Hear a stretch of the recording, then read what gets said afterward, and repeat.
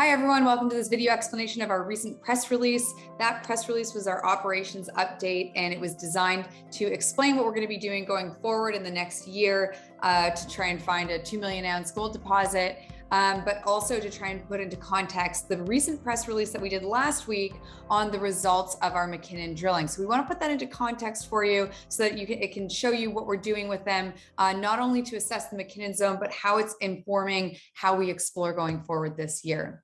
Because remember what happens with exploration. Exploration is about discovery, and you discover by taking the facts and the information that you have, and you create a theory about it. You create a geologic model about it, about where gold is, what controls gold deposition. And as you move forward and collect more data, which could be in the form of drilling, could be in the form of geophysics, soil sampling, you compare that data to your model, you introduce it to your model, and you update your model. And then that gives you more confidence when you go forward and drilling because of course, drilling is really the best way to confirm the presence of gold.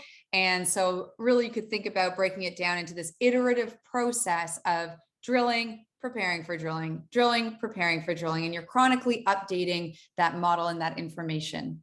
Okay, so what I'm going to show you here is really, this is going to be a three-part video because this press release was about our three main projects, which is the Central Hawkins Corridor, the KB claims, and the Eastern claims. But I've broken them up into three videos. So if you want to see what we're doing on the KB and the Eastern claim block, take a look at the links in this YouTube video here. So you have to understand McKinnon, though, in the context of the rest of the property. What we did in this last drill program was assess the footprint of the McKinnon zone at depth. But gold systems, they sit in systems that are very large, kilometers on kilometer scales. So when we're learning something about the McKinnon deposit, we're also learning something about the rest of the property, and it informs how we target different prospects on the rest of the property.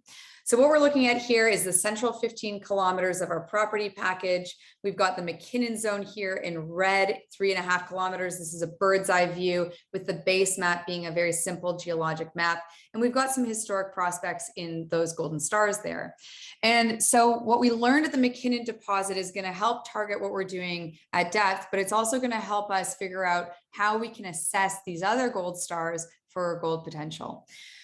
So the other aspect of this is when we're looking at expanding the McKinnon resource, one way to expand it is to add volume by adding the at depth component. But another way to add volume is adding a long strike component going towards the west or to the east of the McKinnon zone. And so I'm going to talk to you about what we're going to be doing to assess the west and the east of the McKinnon zone. So just very briefly, we really summarized the highlights of this drilling campaign in the last video. So if you want more detail on it, take a look at that. We did hit some high grade. We hit some very wide zones at depth, which is important when you're going deeper. You really want those zones to be widening out. We hit potentially a new gold zone with a 10 gram per ton over a meter off of the McKinnon zone. So that was exciting. But importantly, as I said, we did extend that footprint. You can see that in the red line here. So what we're looking at for context, slice through the earth, this is a longitudinal section. A longitudinal section is a slice through the earth looking at the side view. We are currently looking northward, and this gray is the side view of the McKinnon zone. This is the limit of the Falcon Bridge drilling in the 1980s. And you can see that we've extended that limit of knowledge of the footprint of the zone quite a bit there, and it is open below that red line there. So that's great.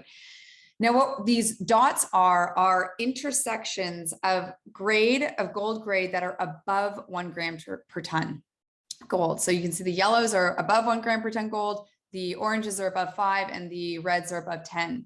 And so I want to tell you about, aside from just the assays strictly, what we're learning here that will help us both targeting at the McKinnon zone, but also off of it. You can see that the gold zones are really clustered in some very distinct areas. I should say not the gold zones, but the highest grade zones are really pretty distinctly clustered.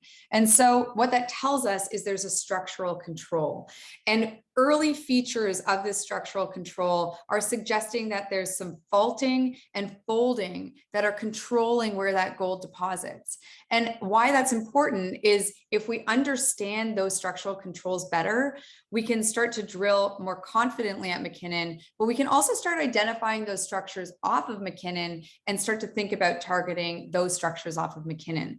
So in order to assess this model, this theory that we have, we've already started a structural assessment, a structural review, and that will take a couple of months, and it will be very important for developing those drill targets for the fall and summer.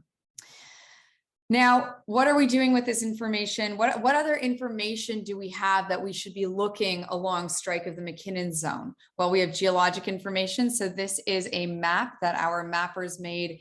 They went out there last summer and in the fall, and they produced this new updated geologic map. It's much more detailed than anything we had before. You can see the McKinnon zone, 3.5 kilometers here. We are looking at a bird's eye view down onto this map.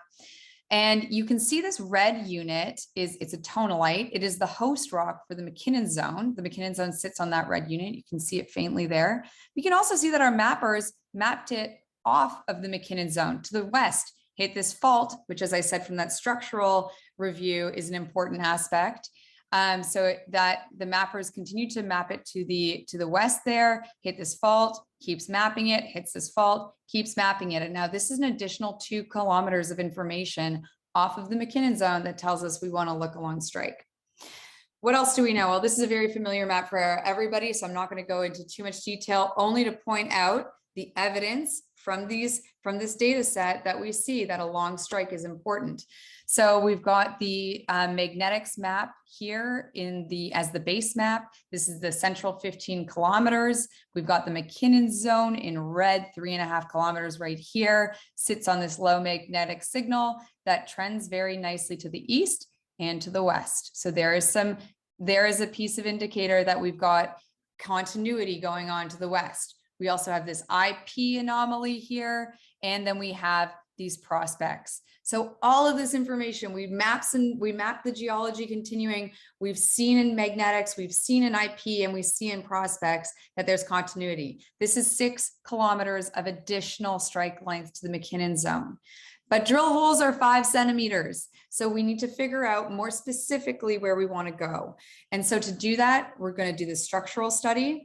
We're going to send out mappers and prospectors to do trenching and channel sampling in these areas. And we're going to be doing soil sampling in these areas. So this is really going to be the push for the next couple of months, is collecting this data, putting it into a model, producing drill targets for this area for summer and fall.